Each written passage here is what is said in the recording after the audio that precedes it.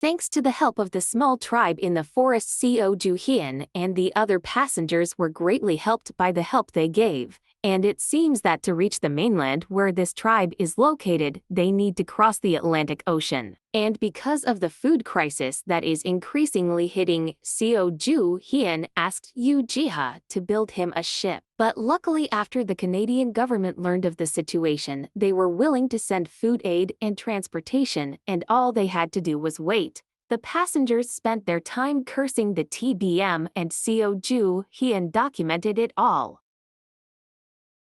Sung Jae told Seo Joo-Heon that the location of the safe was not far from around here, and after they all got ready, Seo Joo-Heon intended to leave using a small plane. But Seo suggested to Seo Joo-Heon that one person should stay here and watch the passengers, and with that, Seo offered herself. Yoo Ji-ha, who heard that, did not accept, and he also wanted to stay here with the passengers. Yoo Ji-ha began to make excuses that if there was a fight where Seo Joo-Heon was, then Seo would help Seo Joo-Heon more than him. But Seo did not accept that excuse and told Yoo Ji-ha to leave with Seo Joo-Heon.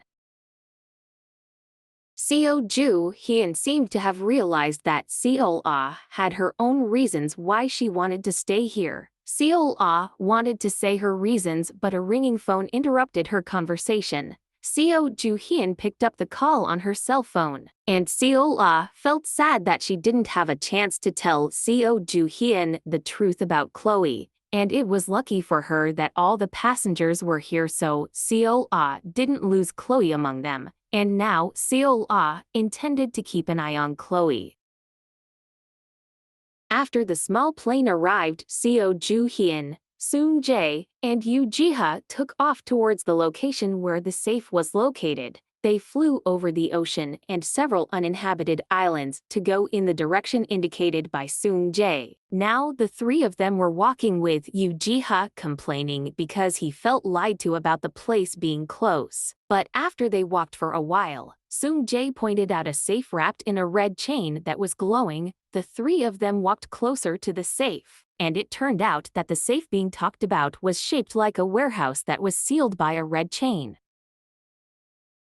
Seo Joo-Heon asked Sung Jae to break the seal. Seo Joo-Heon could not just blow the door because of the thickness and size of the door, but that would not be a problem when he brought Sung Jae. Inside the warehouse, there was a relic belonging to CEO Kwon, and after they managed to enter, Yoo Ji-ha, who was the first to be surprised because he saw the many relics stored there by CEO Kwon. But before they went deeper, Seo Joo-Heon mentioned again the matter of his contract where he would get 30% of his share, after which Sung Jae told Seo Joo-Heon to choose, even though he was sure if Sung Jae must think Seo Joo-Heon was choosing randomly, but in fact it was not. The relic that was here could not compare to the relic that CEO Kwon always carried, and the good news was that Seo Joo-Heon could choose it at will. Seo Joo-Heon intended to take the best relic, and he chose the relic with Sung Jae watching over him. Seo Joo-Heon assumed that Sung Jae must have thought that he would really hand over 70% of the relic to Sung Jae. After finishing, Seo Joo-Heon chose the relic. He invited Sung Jae to take the rest, and by letting Sung Jae choose the relic, Seo Joo-Heon waited outside with Yoo Ji-ha. But before actually leaving, Seo Joo-Heon took out his relic and hit hard to Sung Jae's head, who was not ready for it. Yoo Ji-ha was surprised when he saw Seo Joo-Heon hit Sung Jae just like that. After successfully making Sung Jae unconscious, Seo Joo-Heon told Yoo Ji-ha to take all the relics that were here. Yoo Ji-ha did not understand if he wanted to do this from the beginning, why Seo Joo-Heon had to choose the 30% relic earlier. Seo Joo-Heon explained that he did it to make Sung Jae off guard and trust him. Seo Joo-Heon asked Yoo Ji-ha to separate the relic he got from there with Seo Joo-Heon's relic that he got earlier. After successfully taking all the relics, Seo Joo-Heon and Yoo Ji-ha left Sung Jae there and returned. Even though Seo Joo-Heon knew that Sung Jae was a witness to his actions, but Seo Joo-Heon felt he did not want to kill Sung Jae. On the other hand, Chloe was seen talking on her cell phone with someone, was discussing the mastermind of the previous events on the plane, while Seo-Ah, on the other hand, tried to watch Chloe silently, because she was curious about who Chloe was talking to until she had to go to a deserted place like this. Finally, Seo-Ah told Gildal to eavesdrop on Chloe's conversation. Chloe seemed unaware when Gildal began to approach her silently without her knowledge, but it didn't seem to last long because Chloe immediately turned off her call, because she felt if she was being watched. Chloe turned her body, but she didn't see anyone there. A little confused, but Chloe decided to go away and saw Seo-Ah, who was hiding in one of the houses there. When her eyes looked up, she saw the plane that was previously used by Seo Joo-Heon. When Seo Joo-Heon landed, Seo-Ah immediately went to her. But Seo-Ah was curious where Sung Jae had gone, and casually Seo Joo-Heon admitted that she had thrown it away. Seo Joo-Heon felt that it was useless for her to stay together with Sung Jae, so she just threw it away, but right after that her cell phone rang. Everyone there looked at her with confusion at Seo Joo-Heon, who suddenly smiled after checking her cell phone. There was a snapping sound at the table, and the culprit, who turned out to be Sung-woo, was angry with his subordinates because all of his father's assets and his company's buildings were sold. Sung-woo told his subordinates to check this strangeness and find a solution so that everything could return. Sung-woo looked angry because he didn't understand what happened to this company.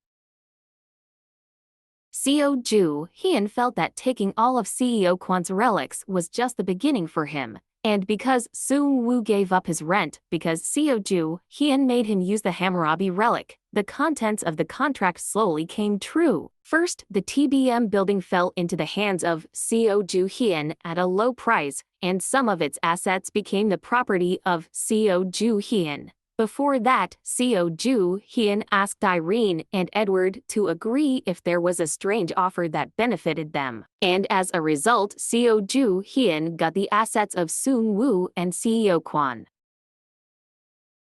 Meanwhile, on the other hand, Sung-woo was seen who was dizzy because his and his father's assets were slowly sold. His subordinate wanted to report something to Sung-woo, and how surprised Sung-woo was when he got a report that Sung Jae disappeared. The worker who watched him said that Sung Jae turned into a statue. Sung-woo got up by yelling at the table, and saw Yang Chen, who was surprised when he heard the sound of the door from behind him, saw Sung-woo with an angry expression, and with one command Sung-woo said that they had to go back to Korea, because he had lost a lot of things while here, starting from his company that almost went bankrupt and Yang Chen, who could not kill Seo Joo-Heon.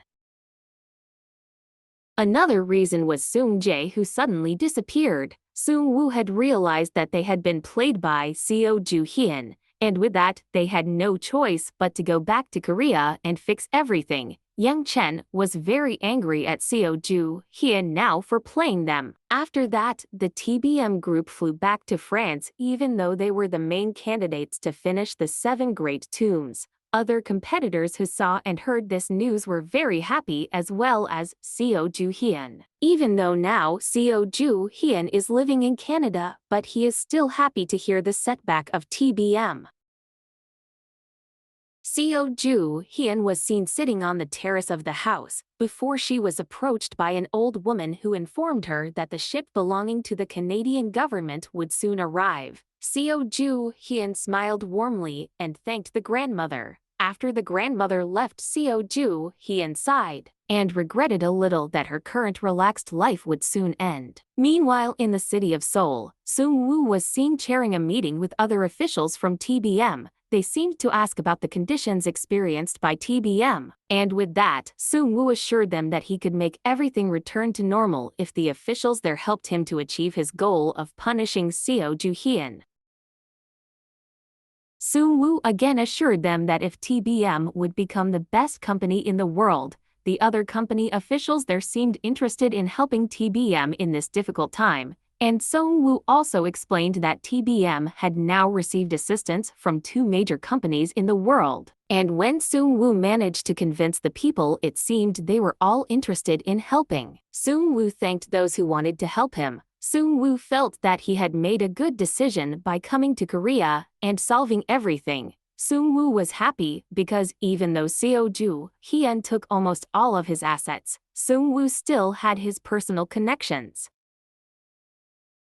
But when he just wanted to feel happy, one of his subordinates came hurriedly and reported a problem. The subordinate hurriedly apologized, but unfortunately one of the people there had heard when the subordinate mentioned the names of the 2 companies. Sung-woo tried to distract them, but the people started looking for information themselves. And they were surprised when they saw the news that the 2 companies that helped TBM had gone bankrupt. Sung-woo was also surprised to hear that, and he asked what exactly happened. His subordinate explained that the 2 companies canceled their contracts and their company buildings exploded, and some of their officials found that their bank accounts were stolen.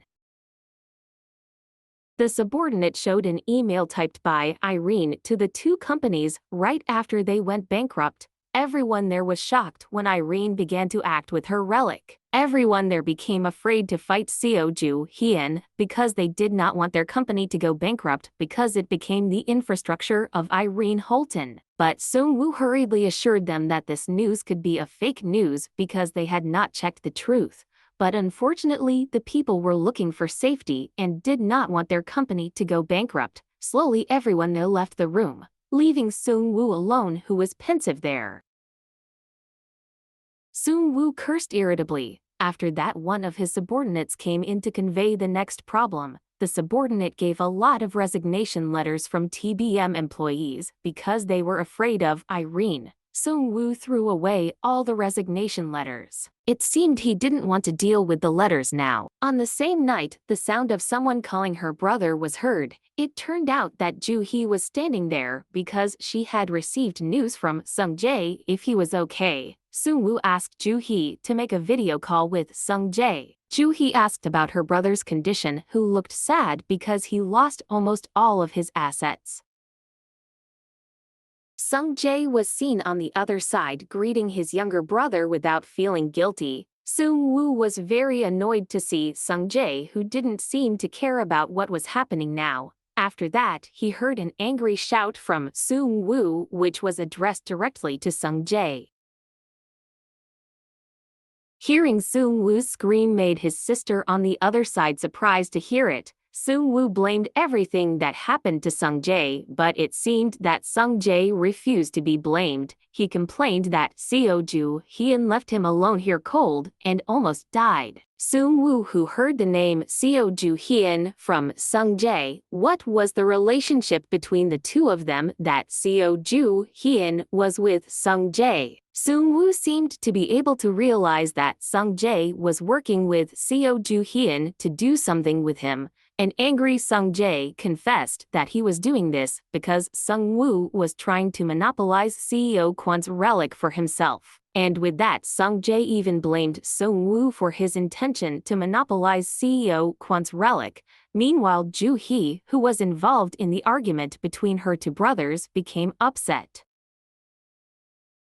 Joo-hee shouted and stopped her 2 brothers, who continued to argue and threatened to hang up the phone. After everything calmed down, Sung-woo explained that TBM was almost bankrupt now because of the behavior of Seo Joo-Heon. First, all the relics that had been stolen by Seo Joo-Heon and some assets belonging to CEO Kwon and TBM that had been taken by Seo Joo-Heon. After explaining that, Sung-jae on the other side started an argument with Joo-hee. Sung-woo again explained that he had asked for help from his father's connections, but because of Irene's influence, everyone was unwilling to help TBM, and many TBM employees resigned.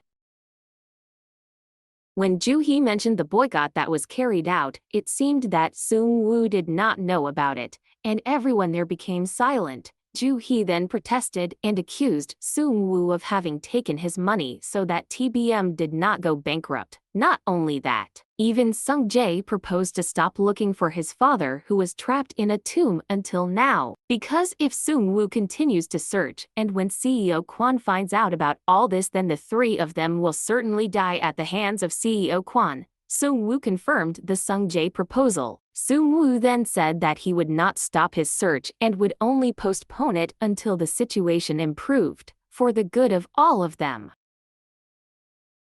A subordinate again entered with news, but this time it seemed like good news, because they had found CEO Kwon. The three brothers were shocked to hear it. Seen on a cruise ship, precisely in a room occupied by Seo Joo-Heon, Yoo Ji-ha entered to report. If the TBM group had found the coffin of CEO Kwon, Seo Joo-Heon did not expect that the coffin would be found so soon. Hearing that Yoo Ji-ha was a little hesitant because it meant that CEO Kwon would start taking revenge on all of them. Seo Joo-Heon confirmed that, but it would not be easy for CEO Kwon to take revenge just like that. Seo Joo-Heon intended to call someone, and how surprised Yoo Ji-ha was. And how surprised Yoo Ji-ha when Seo Joo-Heon intends to call CEO Kwon and greet him. Meanwhile, on the side of CEO Kwon now, there are several people there who are researching and examining the coffin that traps CEO Kwon. The researchers there say if CEO Kwon is still alive because CEO Kwon can still hear and answer what they say. Hearing that Joo-hee and Seung Woo tried to call his father, but no sound came out of the coffin, and how surprised they were when they heard the assumptions of the researchers if CEO Kwon was dead. Seung Woo quickly told them to open the coffin, but even though they tried so hard, they couldn't open the coffin. At that time, Seung Woo received a phone call from an unknown number, and as soon as the call was picked up, someone greeted from the other side. The person on the other side said the problem about the coffin that could not be opened, and it seemed that Seung Woo recognized the voice. Seo Joo-Heon just smiled when Seung Woo recognized his voice speaking through the call. Seo Joo-Heon offered if Seung Woo wanted him to open the chest, but with some conditions. Seo Joo-Heon then asked to transfer ownership of CEO Kwon's relic to Seo Joo-Heon. Seung Woo, who heard that, certainly didn't want to believe it, and Seo Joo-Heon also didn't mind that if Seung Woo really wanted CEO Kwon to run out of breath in the coffin, at least Seung Woo wouldn't have to buy a new coffin and could directly bury CEO Kwon along with the coffin. Seung Woo informed CEO Kwon of Seo Joo-Heon's offer, and right after Seung Woo said that CEO Kwon's coffin shook violently, they were all surprised to see CEO Kwon still alive in the coffin, and the sound of CEO Kwon's angry shout to Seo Joo-Heon was heard.